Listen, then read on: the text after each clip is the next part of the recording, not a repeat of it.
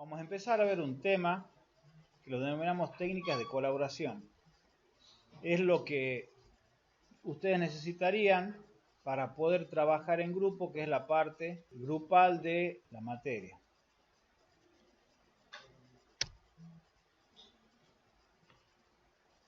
Colaboración etimológicamente significa, tiene un prefijo que es co, que significa conjunto, una raíz en el medio que es, digamos, son raíces latinas, ¿no?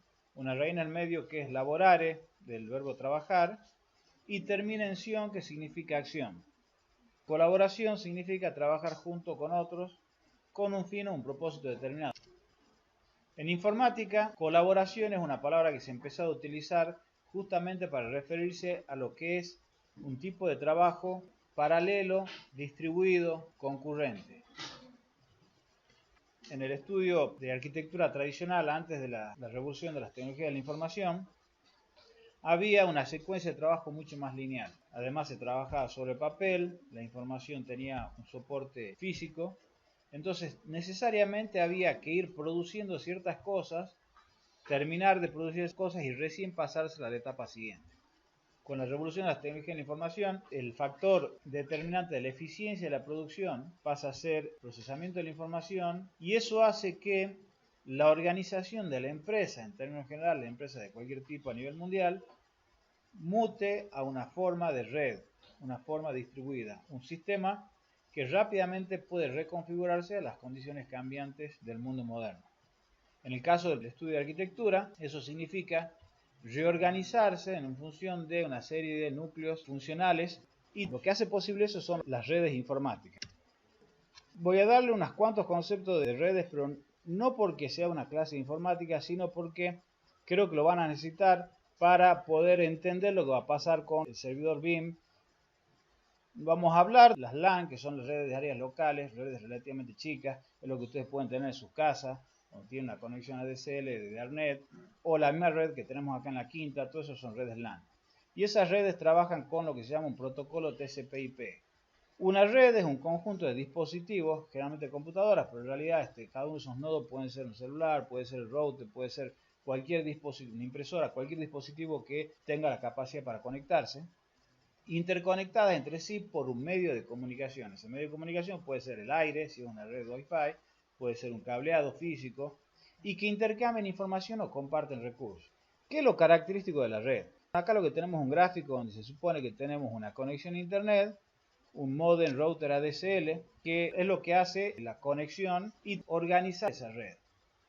En cualquier red, trabajando con el protocolo TCP/IP, para organizar esa red lo que se hace es a cada uno de los nodos asignarle una dirección IP. Esa dirección IP tiene una característica, esta que está acá, son 4 números separados por puntos, y cada uno de esos números puede ser de 0 a 255. Lo que a ustedes les interesa es que ese número es algo así como su número de celular, es un número personal único, o es el número de documento, como ustedes quieran. Y hay alguien, en este caso el router, que se encarga de asignar esas direcciones IP. Aparte de la dirección IP, tenemos la posibilidad de asignarle un nombre a las computadoras.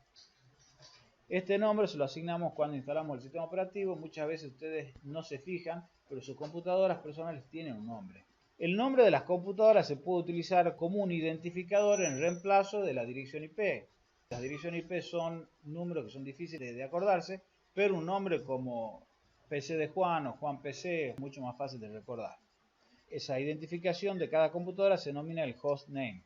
Ese hostname sería algo similar como funciona el nombre de fantasía de los sitios web, por ejemplo www.unt.edu.ar, el nombre del dominio, pero funciona en términos de lo que les estoy explicando acá como algo equivalente. Es un nombre de fantasía que me permite identificar una dirección IP sin tener que acordarme ese número. Por donde llegue internet y el lugar donde está el ADSL o el router, esa dirección es lo que se denomina el gateway, o sea, la puerta de salida.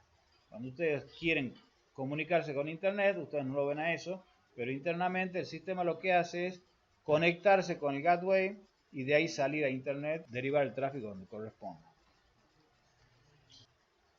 Estos nombres de dirección IP me permiten identificar cada uno de los hosts y poder comunicarme. O sea, si yo quiero mandarles datos de una computadora a otra, lo que tengo que saber cuál es la dirección IP o eventualmente el host name.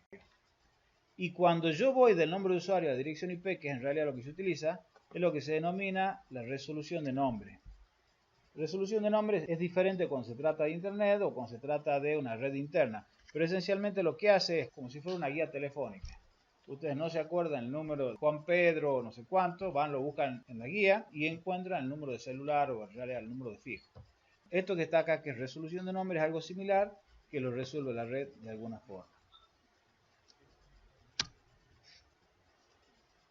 Dentro de las redes, para que funcionen todas las aplicaciones, se utiliza lo que se denomina la arquitectura cliente-servidor. La arquitectura cliente-servidor significa dividir cualquier funcionalidad en dos partes. Una parte que es un programa que provee cierto servicio y otra parte que es un cliente que es el que solicita ese servicio.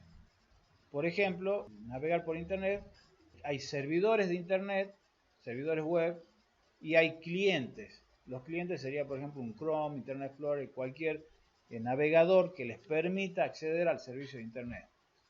¿Y cómo funciona el sistema? Bueno, ustedes se vienen a su computadora y ponen www.unt.edu.ar. Ese código es convertido a una dirección IP, no importa cómo, no nos interesa. Y desde mi computadora se manda un requerimiento a esa otra computadora con, ya no con el nombre de fantasía, sino con la dirección IP, para pedirle tal servicio. Ahora, lo que ocurre es que dentro de una misma computadora puede haber varios programas servidores. O sea, porque en realidad el concepto de servidor se refiere no exactamente a la computadora, sino al programa que hace el servidor. Incluso muchas veces ustedes en sus computadoras personales tienen programitas que están funcionando como servidores. Entonces, de repente pueden tener, y es común, por ejemplo, la computadora servidor web tenga adentro ejecutándose varios programas de servidores. Por ejemplo, un servidor web y un servidor de FTP. Si ustedes se conectan al campus virtual, ustedes van a ver que están navegando por internet, están viendo páginas web, pero por ahí ustedes hacen clic en algún enlace y descargan un archivo. En realidad no es así, es lo que voy a decir, pero no importa, hagamos de cuenta que sí, porque en realidad hoy por hoy ya esa descarga se hace a través del protocolo HTTP/IP, o sea, de navegación de internet, pero no importa. Supongamos por un segundo que fuera FTP, que es un protocolo específico para descargar archivos. Entonces yo podría tener esos dos servidores en la misma computadora, yo navego por la UNT, pido descargar un archivo y ese requerimiento va al servidor de FTP que me descargue el archivo, etcétera, etcétera. ¿Cómo hago yo para identificar cuando tengo dos programas servidor dentro de una misma computadora? A la dirección IP se le agrega lo que se denomina un puerto. El puerto, para hacer una analogía, sería el equivalente a un interno de un número telefónico. Ustedes llaman a la Facultad de Arquitectura y lo atiende una máquina automática antes de atender una operadora y le dirá qué interno quiere hablar usted con tal interno. Entonces lo derivan a ese interno. Esto lo podemos ver así. El número de dirección IP como si fuera el número de teléfono y el puerto como si fuera el interno que me permite a mí derivar a qué parte de esa computadora realmente me quiero comunicar. Cuando ustedes utilicen el servidor BIM van a tener que utilizar las direcciones IP, van a tener que utilizar los puertos, van a tener que en algunas veces conectarse, desconectarse, hacer cosas. No son muy complejas. Si ustedes entienden mínimamente lo que yo les expliqué, lo van a poder hacer sin ningún problema. Veamos un poco cómo ha ido evolucionando la colaboración desde los sistemas CAD, porque van a ver que en realidad tiene mucha relación con lo que se hacía antes y lo que se hace ahora. En los sistemas CAD, colaborar es mucho más sencillo. En primer lugar, porque un proyecto está compuesto de múltiples archivos. Normalmente un proyecto de sistemas CAD implica tener planta, frente, perspectiva. Uno podría poner todo eso en un solo archivo, pero cuando uno quiere compartir la información, está trabajando en un estudio de arquitectura, necesariamente tiene que dividirla. Entonces es muy frecuente tener diferentes archivos. Para colaborar con un sistema CAD, lo que se hace es simplemente tener un servidor de archivos, una red, y a través de esa red acceder a los archivos que hay en el servidor. Uno puede utilizar un estudio grande un servidor de archivos, que es específicamente un programa que les permite gestionar, compartir los archivos, etcétera, etcétera. Normalmente lo que ocurre en estudios chicos es que simplemente lo que hacen es comparten una carpeta en la red y ya con eso alcanza para compartir los archivos. Entonces esto que tenemos acá sería el ejemplo de lo que sería una red normal en sistemas CAD, donde yo tengo un servidor o una carpeta con un grupo de archivos y tengo un conjunto de personas que a través de la red acceden a esos archivos y pueden trabajar. Y como verán, si cada uno edita un archivo diferente, no hay ningún problema de conflictos en el trabajo. Ahora, ¿qué ocurre si dos usuarios quieren acceder al mismo archivo simultáneamente? Eso sería un problema, porque si se pudiera, de repente alguien viene, modifica la planta de una forma, otro usuario modifica la planta de otra forma, y el que actualiza primero es el que gana, o el que actualiza el último. Bueno, ese tipo de problemas se resuelven en una forma muy elemental en los sistemas de compartición de archivos a través de lo que se denominan los archivos de loqueo, lock o bloqueo, no sé cómo quieran traducirlo. El archivo de bloqueo, esto ocurre no solamente en CAD, ocurre en casi todas las aplicaciones que tienen archivos de datos. Cuando uno abre un archivo, automáticamente se genera la misma ubicación con el mismo nombre, un archivo que en general tiene la misma extensión con una letra cambiada. En el caso, por ejemplo, de AutoCAD, de DWG pasa a DWL.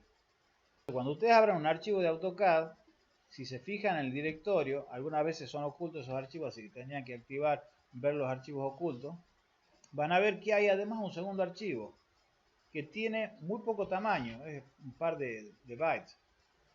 ¿Qué es lo que contiene ese archivo? Ese archivo simplemente lo que tiene es el nombre del usuario que lo ha abierto. Si otro usuario quiere abrir ese archivo, AutoCAD se fija, ve que existe ese archivo y dice no, no se lo puede abrir porque ya hay otro usuario que está usando ese archivo. Por ejemplo, cuando ustedes están trabajando en AutoCAD, ustedes están solos, sin ninguna red, abren un archivo, de repente se corta la luz, el archivo de bloqueo, que generalmente se borra cuando uno sale de AutoCAD, queda en la carpeta. Quieren abrir de nuevo el archivo y le dicen no, no se puede abrir porque otro usuario lo está usando. Y dicen, ¿pero qué otro usuario? No hay nadie acá. Ese tipo de problemas ocurren cuando por alguna circunstancia no se borra el archivo de bloqueo y queda dentro del directorio. ¿Cómo se hace para extender un poco más la colaboración dentro de CAD? Cuando digo extender me estoy refiriendo para, por un lado, hacer más eficiente el trabajo modelado y por otro lado para permitir que haya más gente trabajando sobre la misma información. Se pueden utilizar las referencias externas. Las referencias externas, que en realidad es el nombre que le da AutoCAD al instrumento ese, es simplemente vincular archivos. Que una aplicación, que un programa pueda abrir la imagen de otro archivo y traerlo y hacerlo presente en este archivo, sin que esté abierto el otro archivo. Entonces el archivo original puede ser abierto por otro usuario para trabajar ahí.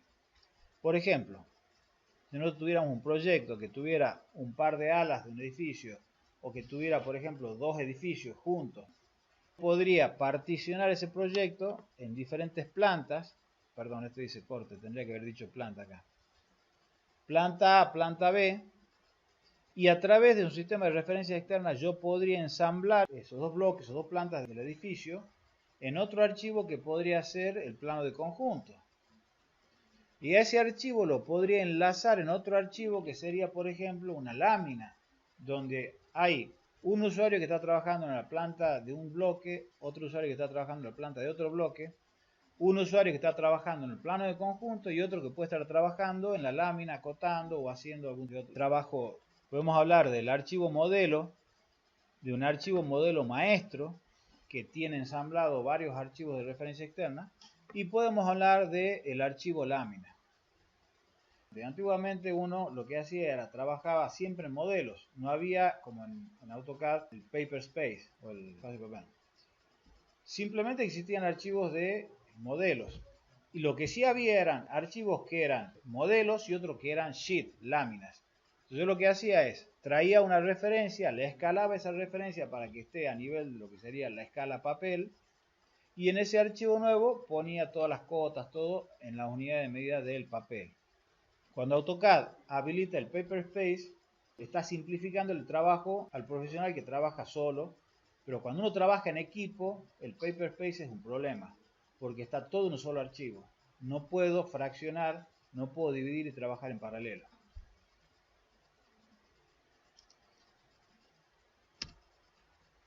¿Qué es lo que pasa en el caso de BIM? Si nosotros quisiéramos hacer lo mismo con los archivos PLN, nos encontraríamos con el problema de que si lo ponemos en un servidor, en una carpeta compartida, que es lo que pueden hacer ustedes, y acceden a través de la red, hay un solo archivo. El primero que abre lo bloquea. Nadie más puede acceder a ese archivo. Entonces no pueden trabajar en paralelo sobre el mismo proyecto. Porque ese archivo tiene todo. Tiene las plantas, los frentes, los cortes, las perspectivas. Y ese es el problema que tenemos nosotros ahora cuando ustedes quieran trabajar en equipo. Y es el problema que van a tener el taller el día de mañana cuando quieran hacer un proyecto grande o de mediana magnitud. ¿Qué es lo que se hace en los sistemas BIM? En vez de utilizarse un servidor de archivos, se utiliza un servidor BIM. Servidor BIM es un programa especial, ustedes lo pueden descargar de myarchicad.com, lo pueden instalar. Ese programa lo que hace es compartir ya no archivos sino partes del modelo. Supongamos por un segundo que esto que está acá sea una esquematización de lo que es el modelo virtual del edificio, donde cada uno de esos circulitos sea una entidad, un muro, una puerta, etc. Diferentes pisos. Yo lo que hago cuando estoy trabajando en diferentes partes del proyecto, una vista, una planta, un corte, están viendo el modelo pero de diferentes puntos de vista. Están viendo diferentes entidades, algunas veces la misma, pero están viendo diferentes puntos de vista.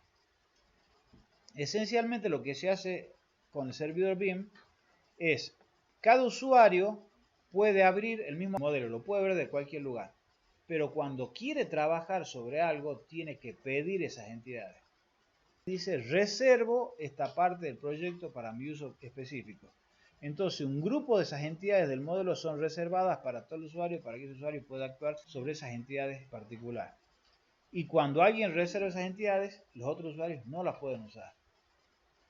De esa forma se organiza el trabajo en paralelo dentro de los sistemas BIM. ¿Cuáles serían las grandes operaciones que yo puedo realizar con un servidor BIM? Bueno, ustedes instalan el servidor BIM, están en una computadora. Lo primero que podrían hacer es generar un proyecto. ¿Cómo pueden generar un proyecto? Lo más sencillo es utilizar la herramienta compartir. Entonces yo agarro, genero mi primer archivo. Probablemente si voy a compartir con otros usuarios ya tengo un modelo conceptual, ustedes van a tener el proyecto ya resuelto. En base al proyecto resuelto tengo que definir ese esqueleto tridimensional que hemos dicho que eran los ejes de referencia más los niveles de piso, que es la estructura sobre la cual ustedes van a anclarse para modelar.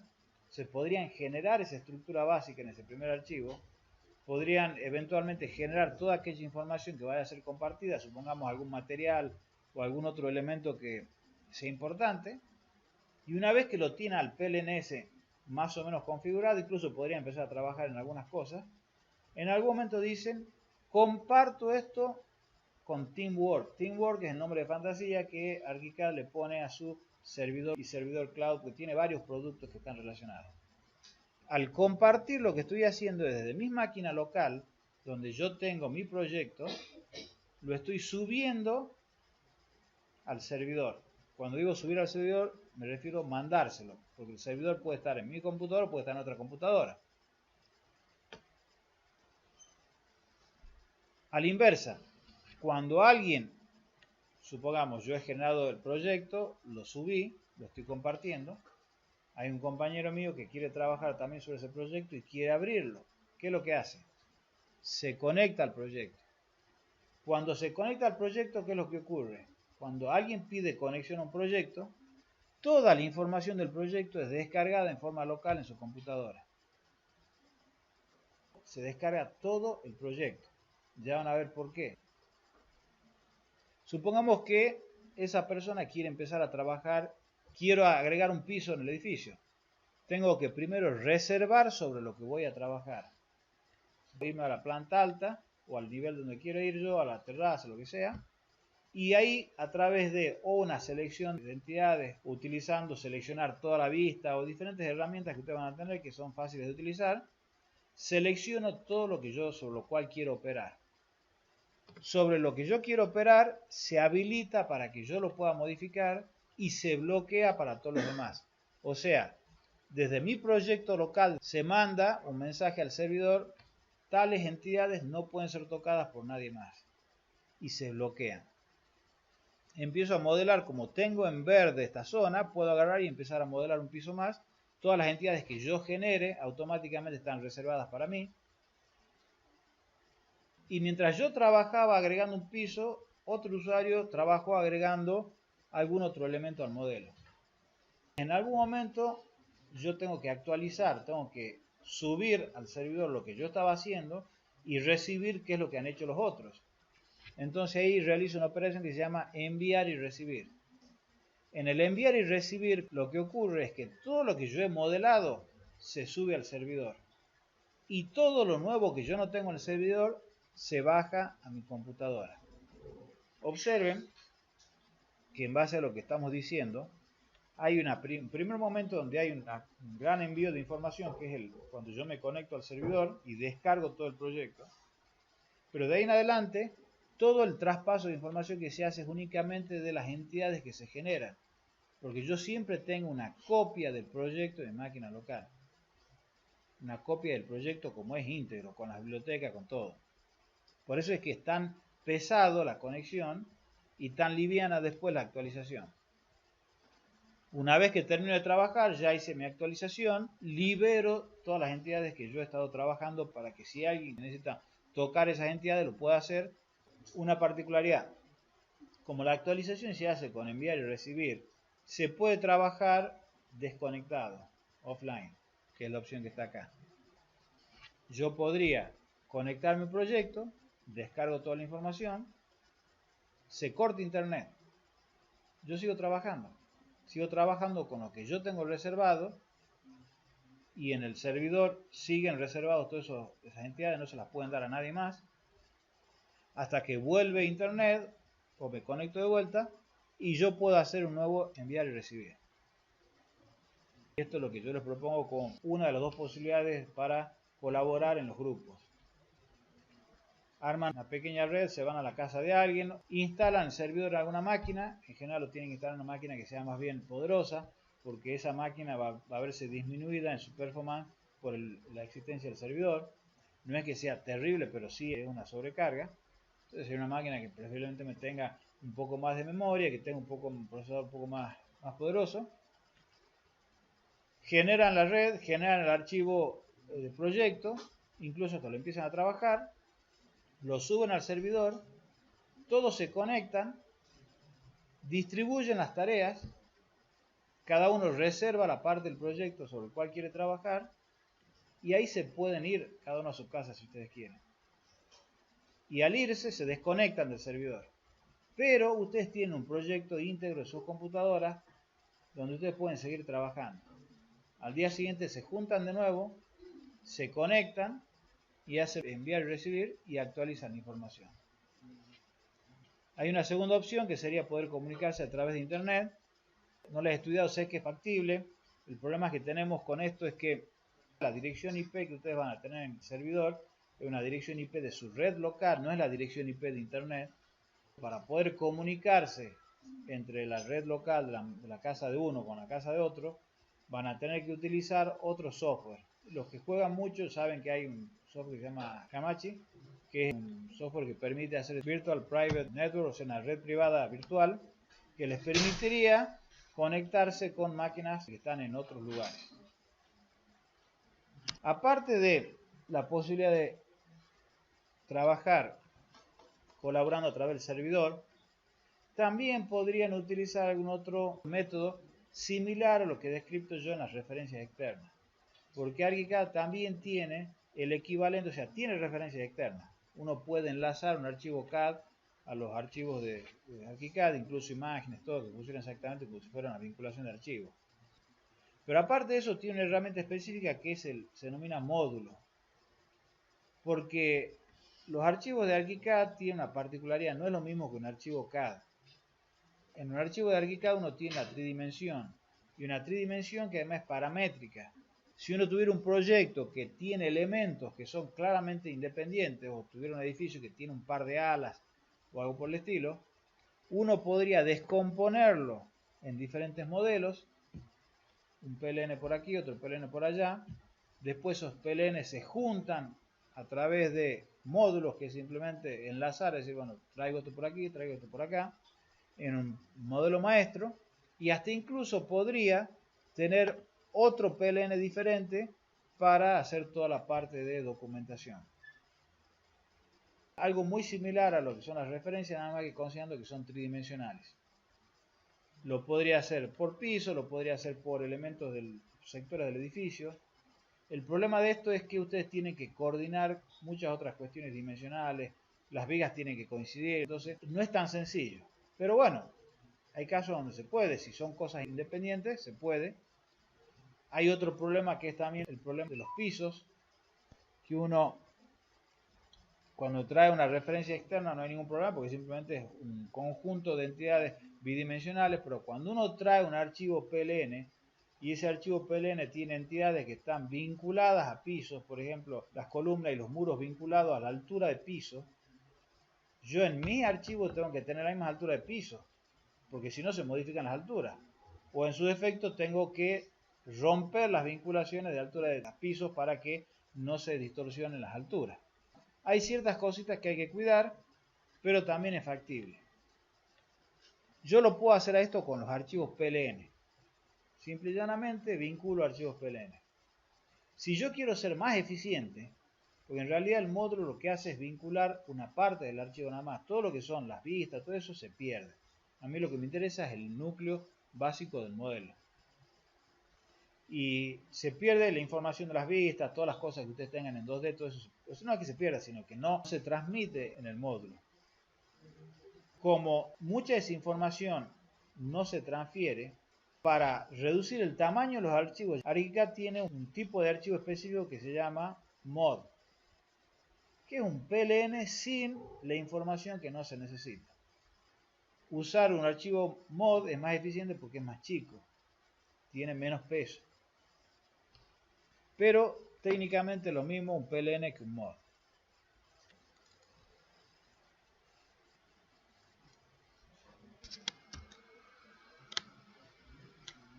Este es el enunciado de trabajo práctico final, o el proyecto final, mejor dicho, proyecto mismo.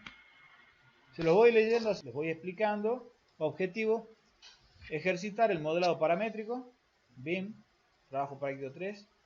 Ejercitar la documentación BIM, algo de documentación han hecho en el trabajo práctico 1, un poquito en la 2, y vamos a tener una clase adicional sobre documentación, porque en el enunciado se piden cosas en el trabajo final que no se han visto en el trabajo práctico 1 y 2. Y ejercitar las técnicas de colaboración para trabajar en equipo. La idea es que ustedes implementen algún tipo de colaboración.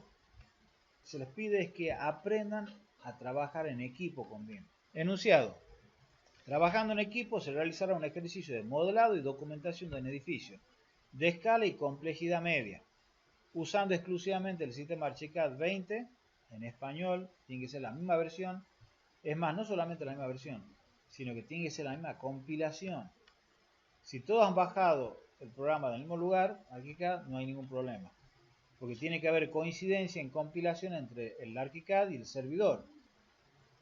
Decíamos, y técnica de colaboración para coordinar las tareas involucradas. Resultados esperados. Se espera que ustedes produzcan de todo esto: el modelo BIM del proyecto, o sea el edificio virtual, y su contexto inmediato. Generalmente se olvidan del contexto cuando modelan en BIM, y es muy importante el contexto, es fundamental. Y además de eso, una infografía arquitectónica del proyecto, pero diagramada en ArchiCAD. Una lámina no técnica, sino más bien expresiva, que cuente el cuentito del proyecto. Procedimiento: los alumnos constituirán grupos de hasta 3 alumnos por libre asociación. Ustedes eligen cómo se juntan. 2. Los grupos deberán elegir el edificio a modelar según los siguientes criterios: temática libre con escala complejidad media. Por ejemplo, un edificio en altura de vivienda o de oficinas, conjuntos habitacionales, edificios educativos, municipalidades. En general, proyectos que tengan ciertas aspiraciones arquitectónicas, algo que sea agradable, que arquitectónicamente valga la pena pasar horas adelante de ese proyecto, preferentemente de autoría de algún integrante. Eso tiene un plus y es que lo conocen el proyecto. Busquen los proyectos que estén sólidamente documentados para que ustedes no tengan problemas. Preferentemente de la autoría de algún integrante. En caso de no contar con un proyecto apropiado, se podrá recurrir a proyectos documentados en libros o repositorios digitales. Los grupos deberán proponer una estrategia de trabajo colaborativo, definiendo los resultados previstos, modelos de vista, la técnica de colaboración adoptada y la asignación de responsabilidades dentro del equipo. La idea es que ustedes tienen el proyecto ya. Con el proyecto ese ustedes tienen que definir cuántos modelos tienen que producir, de esos modelos cuántos pisos tienen que producir, cuántos de esos pisos son pisos tipos, son repetitivos o no. Hay que trabajar el contexto, empezar a identificar los diferentes elementos que hay que producir. Porque cuando ustedes trabajan en equipo tienen que distribuir las tareas. Y eso quiero que lo hagan ustedes. Que se pongan el problema de distribuirlo. Entonces para eso primero tienen que saber qué es lo que van a producir. ¿Qué técnica de colaboración van a adoptar? Hay dos grandes opciones, trabajar con el servidor o trabajar con módulos. Y la asignación de responsabilidad dentro del equipo es para que ustedes se replanteen cómo hacen para organizar el trabajo. Después lo pueden cambiar, a medida que va avanzando el trabajo, seguro que lo van a tener que cambiar. Los grupos deberán subir en la cuenta de uno solo de sus integrantes, elegido con el propósito de representar al grupo a estos efectos, un PDF que contendrá. O sea, no suben los 3 integrantes lo mismo, uno solo lo sube. Listado de alumnos integrantes del grupo. Nombres completos. Datos básicos del proyecto. Autor, ubicación, tipo de edificio, etc. Simplemente es un proyecto nuestro, un proyecto de fulano tal, o un trabajo como trabajo de plataforma de arquitectura, de un libro, tal es el autor en tal lugar. La información mínima como para que uno se dé una idea de qué se trata. Una síntesis gráfica que documente el proyecto, conjunto, plantas, perspectiva, etc. Para que la cátedra evalúe si cumple las condiciones de complejidad. Ustedes nos tienen que mostrar el proyecto para que nosotros les digamos si está bien. Tenemos que cuidar que no elijan proyectos muy complejos o muy sencillos, o proyectos que por ahí tengan algún problema, que nosotros lo vemos ya, porque tenemos experiencia, y sabemos que van a tener muchos problemas para modelarlo. Nosotros lo vemos y le autorizamos que ustedes lo desarrollen o no. Resultado previsto, un listado de cuáles son las cosas que ustedes piensan que van a producir de esto. Es un edificio, un conjunto que tiene 3 edificios, etc. Propuesta técnica de colaboración, la solución adoptada para implementar el trabajo en equipo. Es lo que les decía, si van a trabajar con el servidor BIM, con módulos, sistemas combinados. Asignación de responsabilidades, describir de qué forma se dividirán las responsabilidades del trabajo, por tareas, por sectores. Ustedes lo piensan y nos proponen algo. Después lo pueden modificar, pero que haya una primera propuesta para que ustedes empiecen a darse cuenta de cómo se organiza. El tema del proyecto deberá ser aprobado por el docente. Cada grupo deberá realizar un mínimo de 2 críticas, sin contar las consultas. La primera con un avance del proyecto no menor al 50%. O sea, primero tienen que verlo aprobado al proyecto. Nosotros le damos el OK y pueden empezar a trabajar. De ahí por lo menos una crítica al 50%, si es 45 no hay drama, pero más o menos con un avance importante. Y la segunda con el trabajo terminado para revisión final. La idea es que veamos el trabajo antes que lo presenten. Se podrán solicitar turnos especiales fuera del horario previsto por email. Nos mandan un email. Cronograma. Ya vamos a ver el cronograma por separado, pero básicamente tenemos una nueva fecha para la entrega con punto bonus y una fecha regular que va a ser el último día de clase. Y bueno, y esta es la fecha de entrega de la documentación del proyecto BIM. Desde hoy hasta el martes que viene tienen que presentarnos el PDF, donde estén los grupos y el tema. No es que si no lo entregan el martes quedan fuera de la materia, pero los que quieran hacer punto bonus tienen que sí o sí aprobarlo al tema urgente. Documentos o elementos de la entrega. Van a entregar una infografía arquitectónica del proyecto, es una lámina impresa, son 3 integrantes, así que pueden hacer un cierto esfuerzo económico mínimo, no es tanto, de 1,20 m por 80 m, con diagramación vertical que tenga Lo que está acá son la identificación de cuáles son los tipos de documentos que nos interesa que ustedes practiquen. En primer lugar, un plano de conjunto con sombras. ¿Por qué? Porque el plano de conjunto con sombras lo tienen que hacer de una forma especial que no les enseño todavía, pero que les va a resultar útil. Es diferente que hacer una planta. Entonces queremos que esté el plano de conjunto con sombras. Plantas arquitectónicas, con acotaciones y anotaciones básicas. Algo general que muestren las dimensiones generales y después algunas dimensiones particulares.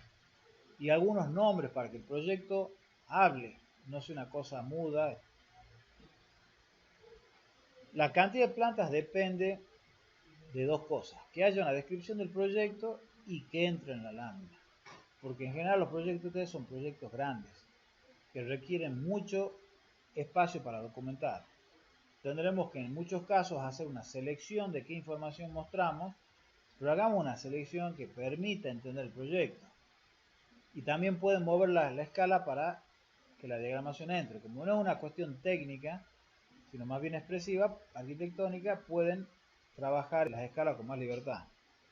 Frentes con sombras, cortes con algunos niveles, un corte perspectivado y ambientado o un render. El corte perspectivado es muy sencillo de hacer, ya lo han visto. Y ambientarlo significa poner unos cuantos objetos. No excedamos con la ambientación, la mínima, y eso lo hacen siempre al último. Porque ustedes son golosos, empiezan a poner árboles y ponen 5 millones de árboles y no se lo pueden mover al modelo.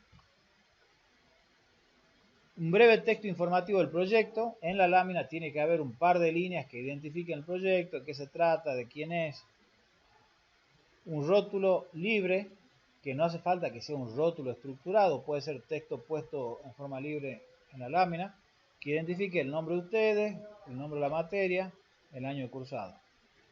Y todo lo demás, todo lo que ustedes crean que es conveniente mostrar, queda libre decisión de ustedes.